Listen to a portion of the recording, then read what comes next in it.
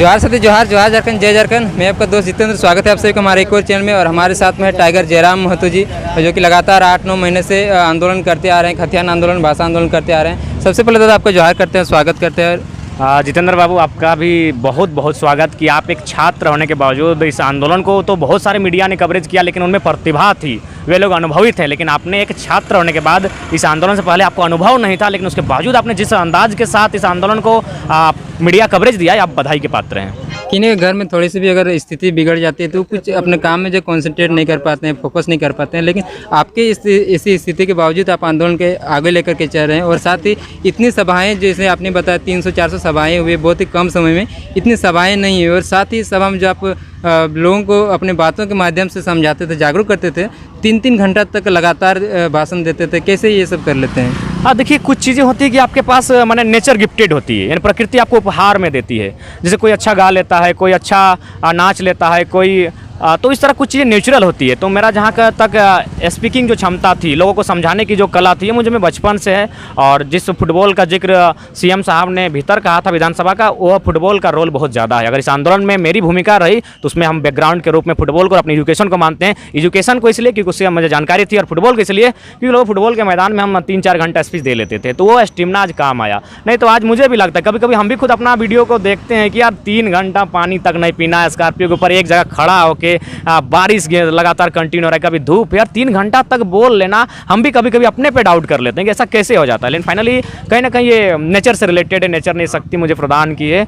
और निश्चय ही 304 ऑफिशियल सभा, अनऑफिशियल बात करें तो 420-25 सभाओं को संबोधन करने के बाद और प्रयास यही था कि लोगों तक, एक आम व्यक्ति तक, गाँव तक इस आंदोलन को हम लेकर जाएँ और इस आंदोलन को एक बहुत बड़ा आंदोलन बनाएं। क्योंकि भले ये आंदोलन धनबाद बोकारो से आरंभ हुआ था, लेकिन हमारे धनबाद बोकारो के बहुत सारे साथी थे जो उनका मानना था कि भाषा का अगर विवाद सलट जाता है तो फिर ठंडा माफ कर देंगे। लेकिन जब बोले कि नहीं, जब लड़ लिए हैं और झारखंड के लोग उम्मीद से देख रहे हैं, तो अब चुप नहीं बैठना है, अब अपने जिले के साथ साथ अपने राज्य के लिए भी लड़ना है। सोशल मीडिया में कुछ लोग ये भी बात करते हैं कि अगर 32 सही तरीके से, पूरी तरीके से अगर लागू हो जाता है तो झारखंड में कुछ परिस्थिति बिगड़ सकती है। नहीं, देखिए, बिगड़ने वाली बात नहीं होनी चाहिए। मैंने स्पष्ट कहा है कि बिहार अब उस राज्य के लिए, लोगों के लिए है, बंगाल उस राज्य के लोगों के लिए है, उड़ीसा उस राज्य के लोगों के लिए, तो झारखंड सबके लिए नहीं होना चाहिए। झारखंड भी झारखंडियों के लिए बना है और इसकी मर्यादा का, इसकी गरिमा का सरकार को ख्याल रखना चाहिए। तो ऐसी अराजकता वाली बात नहीं है। और ये 2002 नहीं है, झारखंड आर पार की लड़ाई के लिए तैयार है। अगर कुछ ऐसा होता है तो झारखंडी भी उसके लिए बैकअप तैयार रखे हैं,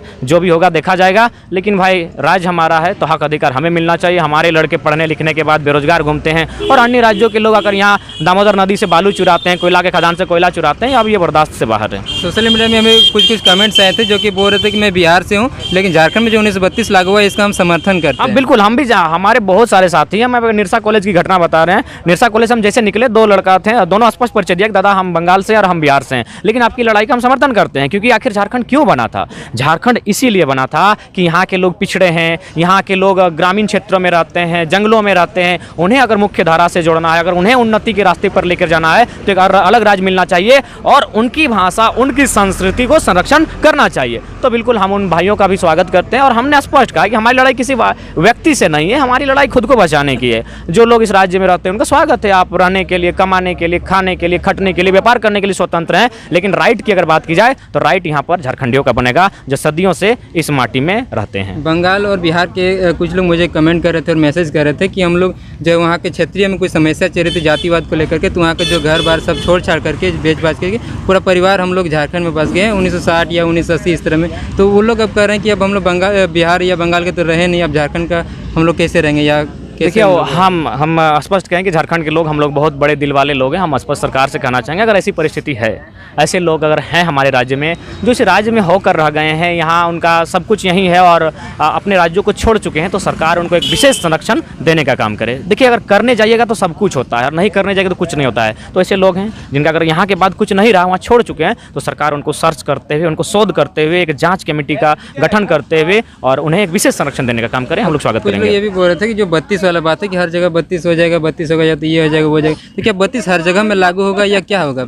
देखिए, इसका मतलब है जैसे स्थानीय नीति, कोई भी राज्य बनता है तो एक स्थानीयता तय होती है कि इस राज्य के कौन होंगे। देखिए, जैसे कि आप हैं बोकारो का, हम हैं धनबाद का, तो कोई ना कोई आपका प्रमाण है। आप गिरिडीह में जाके बोलेगा कि हम भी गिरिडीह है, कोई बोलेगा प्रमाण दिखाओ, तो फाइनली आप अपना जो खतियान है उसको दिखाएंगे। तो ठीक उसी प्रकार जो भारत देश बना है, उसका जो मैक्सिमम राज्य जो अपना स्थान नीति को बनाए हैं, वो खतियान जमीन का जो रिकॉर्ड है उसके आधार पर बनाए हैं। कहीं कहीं शायद भाषा के आधार पर राज्य बना है, तो कोई ना कोई एक क्राइटेरिया होगा जिससे ये तय होगा कि इस राज्य का कौन होगा। तो ठीक उसी प्रकार ये 32 एक डेडलाइन, एक केंद्र बिंदु है। बाकी कहीं अंतिम सर्वे सेटलमेंट का मामला आएगा और लास्ट में ग्राम सभा है। ग्राम सभा के लोग कहेंगे कि हाँ, हम जितेंद्र को जानते हैं, ये मधुनिया गाँव में रहता है, इसको झारखंडी का जो हक अधिकार मिलता है वो मिलना चाहिए। तो अब इस आंदोलन के बाद जो है आंदोलन रुकेगा या पढ़ाई के लिए फिर आगे बढ़ेंगे या फिर क्या करेंगे? क्योंकि लोग आपसे ये भी मतलब बहुत सारी जो आशाएं रख रहे हैं कि आप आंदोलन को जिस तरीके से नेतृत्व किया है, अब आगे भी उनका हक अधिकार के लिए लड़ेंगे, क्योंकि बहुत सारी चीज़ें जो है वो अब भी पूरा नहीं हो पाया है, तो आगे भी क्या करेंगे? निश्चय ही, हमने पहले कहा 21वीं सदी में 21 मांग है, अभी तो 2 मांगों पर बात हुआ है, 2 मांगों के मैंने मुकम्मल की ओर हम लोग बढ़े हैं। तो बहुत सारे मुद्दे हैं जिन पर हमें लड़ना है, जिन पर हमें बात करना है और लोगों को कंधे से कंधे मिलाकर आगे हमें चलना है। तो निश्चय अपनी पढ़ाई भी रहेगी जारी, लड़ाई भी जारी रहेगी। लेकिन फाइनली यही कहेंगे कि हम लोग उस दिन तक लड़ेंगे जब तक इस क्षेत्र में अमन चैन शांति ना हो, जब तक सभी लोग अपने अपने क्षेत्र में अपने अपने हिस्से का खाकर मुस्कुराते हुए ना रहें, तब तक ये लड़ाई चलेगी। हम लोग समानता की बात करते हैं, हम लोग चाहते हैं कि सभी के पास एक अच्छा जीवन हो, तो लड़ाई अभी जारी रहेगी। तो क्या कर सकते हैं, मतलब बोल सकते हैं कि अभी उलगुलान 3.2? हाँ, उलगुलान 3.0 1 महीना का विराम होगा, क्योंकि मैंने पहले कहा युद्ध विराम युद्ध, युद्ध विराम युद्ध, ये चलता रहेगा। क्योंकि आप कंटिन्यू युद्ध नहीं कर सकते हैं। आपको अगर युद्ध जीतना है, आगे युद्ध लड़ना है, तो आपको विराम की आवश्यकता होती है। और फिलहाल अगर मेरी व्यक्तिगत बात करें तो आप मेरा बैग खोल के देख सकते हैं, मैं सेंट मार रहा है, बदबू मारता हुआ, 2 गो जीन्स होगा, 2 गो शर्ट होगा जो मैंने 25 दिनों से खींचा नहीं गया, एगो चप्पल भी होगा जो कायदा से लिपटा हुआ।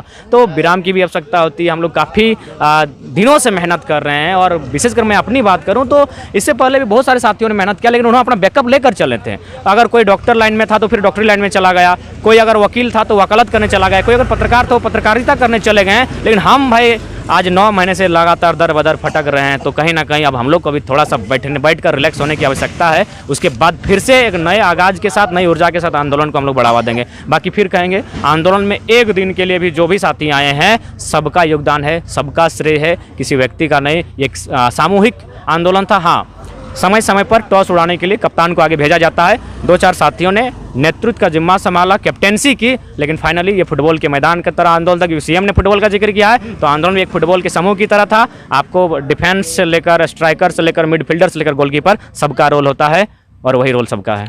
जब 9 भाषाएँ थी, उसके बाद अब जो 18 भाषाएँ की बात की जा रही थी, इसका क्या मामला है? देखिए, पहली बात है, भाषा कभी भी संस्कृति का आधार बनती है। संस्कृति का सृजन भाषा से होता है। और अगर आप चाहते हैं कि किसी संस्कृति को नष्ट कर दें, किसी व्यक्ति को, किसी समाज को नष्ट कर दें, तो आप भाषा और संस्कृति को नष्ट कीजिए, वह समाज, वो व्यक्ति नष्ट हो जाएगा। तो फिलहाल सरकार को भी इस पर भी पहल करते हुए जो यहाँ की भाषाएं हैं उन्हें संरक्षण देते हुए क्षेत्रीय भाषा और जनजातीय भाषा की सूची में केवल और केवल वो भाषा रहेंगे जिनका जन्म झारखंड की माटी से हुआ है। कश्मीर में सेव लगता है, केरल में नारियल लगता है, लेकिन झारखंड की माटी में केंद्र और भेलवा लगता है। यानी माटी के आधार पर वृक्षों का जन्म होता है, तो फिर भाषा का भी उसी प्रकार माटी के आधार पर जन्म होता है। सबका अपना अपना जन्म स्थल है, वहाँ उनको सम्मान मिलना चाहिए। आपका बहुत बहुत धन्यवाद दादा। धन्यवाद आपका भी। जोहार।